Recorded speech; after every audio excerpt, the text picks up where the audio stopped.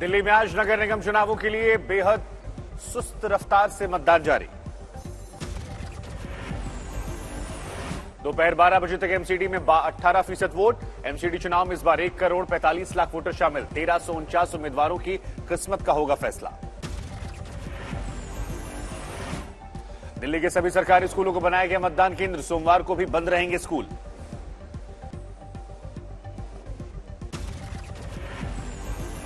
MCD चुनावों के लिए सुरक्षा के किए गए पुख्ता इंतजाम। 60,000 से ज्यादा जवानों की तैनाती।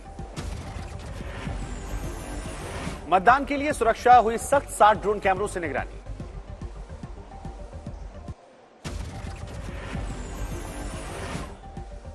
केजरीवाल ने परिवार के साथ डाला वोट। पूरे परिवार के साथ मतदान केंद्र पहुंचे। दिल्ली की जनता से भी ज्यादा वोट डालने की अपील। अरविंद केजरीवाल ने लोगों से अपील की, काम करने वालों को वोट दिया जाए। केंद्रीय मंत्री हरदीप पुरी ने किया मतदान। एमसीडी चुनावों में बीजेपी की जीत का भरोसा जताया।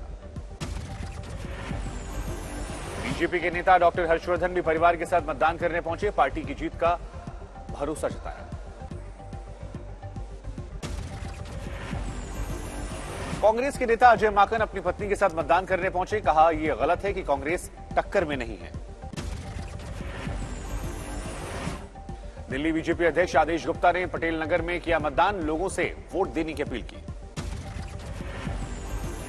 दिल्ली कांग्रेस अध्यक्ष अनिल चौधरी सुबह सुबह गए थे कालका मंदिर। पूजा कर आशीर्वाद लिया। पूजा पाठ के बावजूद वोट नहीं डाल सके अनिल चौधरी। मतदाता की लिस्ट में उनका नाम नहीं था। बीजेपी उम्मीदवार अनुराधा शर्मा ने मंदिर में जाकर पूजा की। जीत के लिए मन्नत मांगी। चुनाव के दिन भगवान के दरबार में हाजिरी। दिल्ली के कालका जी मंदिर में बीजेपी उम्मीदवार शिखा राय भी पहुंची। बीजेपी नेता विजेंद्र गुप्ता ने किया मतदान। कहा, एमसीडी में बीजेपी की बंपर जीत होगी। कांग्रेस नेता अलका लांबा ने रघुवीर नगर में वोट डाला। लोगों से मतदान की अपील की।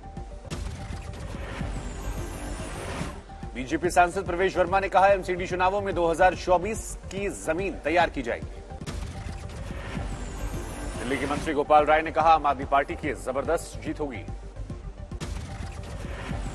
आप नेता सौरभ भारद्वाज पहुंचे चिराग दिल्ली। मतदाधिकार का इस्तेमाल किया। दिल्ली के डिप्टी सीएम मनीष सिसोदिया ने कहा, इस बार साफ सफाई और सुंदर दिल्ली बनाने के लिए जनता एमसीडी में अरविंद केजरीवाल की सरकार बनवाएगी। बीजेपी के नेता मनोज तिवारी का बयान। केजरीवाल पर वोटर लिस्ट में गड़बड़ी करवाने का आरोप लगाया।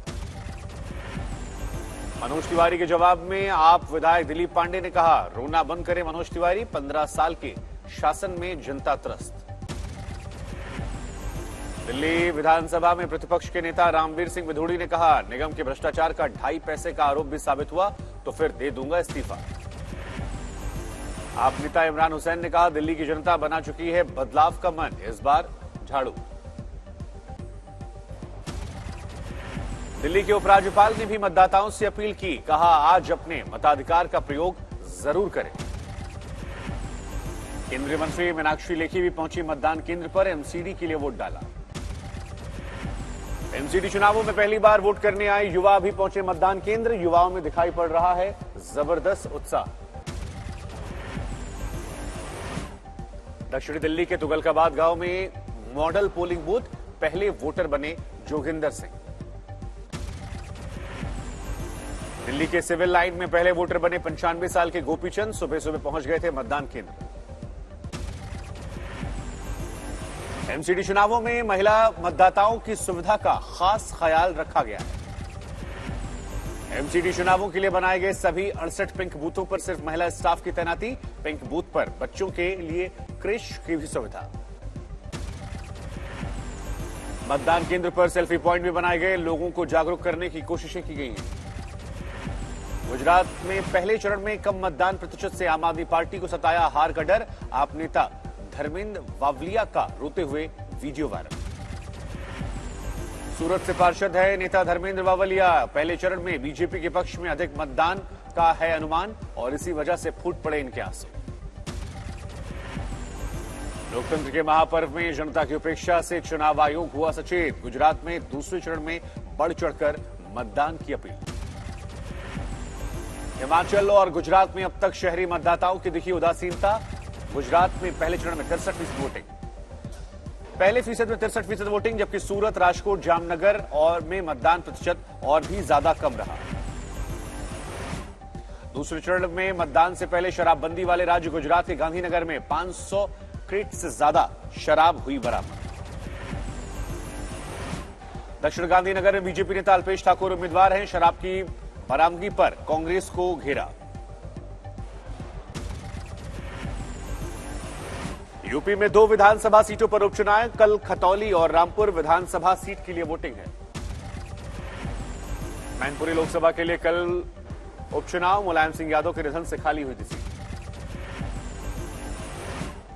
गोरखपुर के दौरे पर सीएम योगी आदित्यनाथ, जनता दरबार में सुनी लोगों की समस्याएं।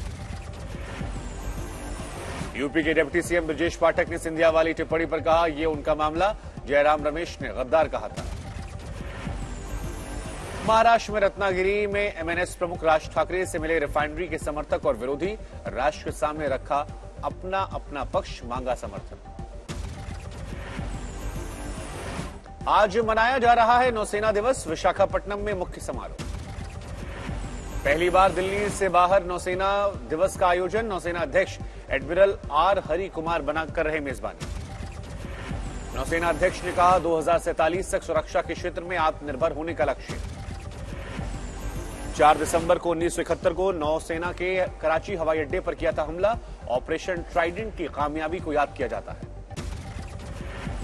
राष्ट्रपति द्रौपदी मुर्मू 2 दिन के आंध्र प्रदेश के दौरे पर, नौसेना दिवस के आयोजन में भी शामिल।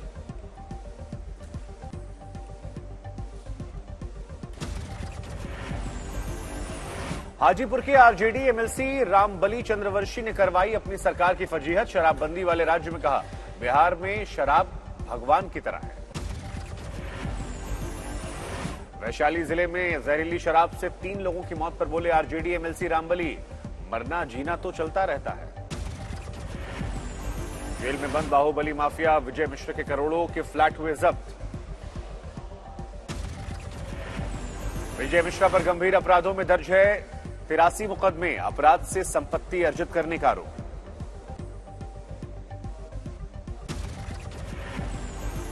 दिल्ली के शराब नीति घोटाले में घिरी तेलंगाना के सीएम केसीआर की बेटी।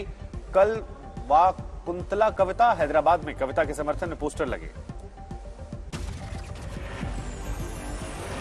उद्धव ठाकरे ने प्रेस कॉन्फ्रेंस करके शिंदे गुट पर साधा निशाना। कहा, बागियों के जाने से नहीं पड़ेगा कोई फर्क। उद्धव गुट के नेता संजय राउत से बीजेपी से पूछे गए सवाल। कहा, अभी तक भगत सिंह कोश्यारी पर कार्रवाई क्यों नहीं। राज्यपाल कोश्यारी नितिन गडकरी और आंबेडकर को बताया था आज का आदर्श।